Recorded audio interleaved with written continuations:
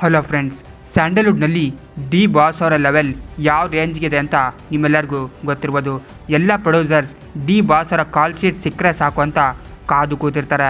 ಇವರು ಯಾವುದೇ ಒಂದು ಸಿನಿಮಾ ಮಾಡಿದರೂ ಕೂಡ ಅದು ಸೂಪರ್ ಹಿಟ್ ಆಗುತ್ತೆ ಹಾಗೂ ಕೋಟಿ ಕೋಟಿ ಬಾಕ್ಸ್ ಆಫೀಸ್ ಕಲೆಕ್ಷನನ್ನು ಮಾಡಿಬಿಡುತ್ತೆ.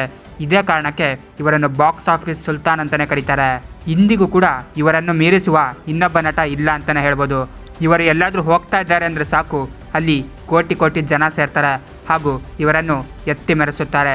ಈ ರೇಂಜಿನ ಕ್ರೇಜನ್ನು ನೀವು ಎಲ್ಲಿಯೂ ಕೂಡ ನೋಡಲು ಸಾಧ್ಯನೇ ಇಲ್ಲ.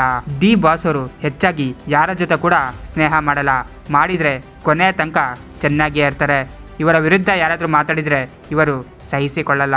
ಅದರಲ್ಲೂ ಡಿ ಬಾಸ್ ಅವರು ಹೆಚ್ಚಾಗಿ ಕ್ಲೋಸ್ ಆಗಿ ಇದ್ದಿದ್ದು ಸುಮಲತಾ ಅವರ ಜೊತೆ. ಅವರನ್ನು ತಾಯಿ ಅಂತ ಕಾಣ್ತಿದ್ರು. ಆದರೆ ಡಿ ಬಾಸ್ ಅವರು ಜೈಲಿಗೆ ಹೋದಾಗ ಸುಮಲತಾ ಅವರು ಅವರನ್ನು ನೋಡೋಕ್ಕೆ ಬರಲಿಲ್ಲ.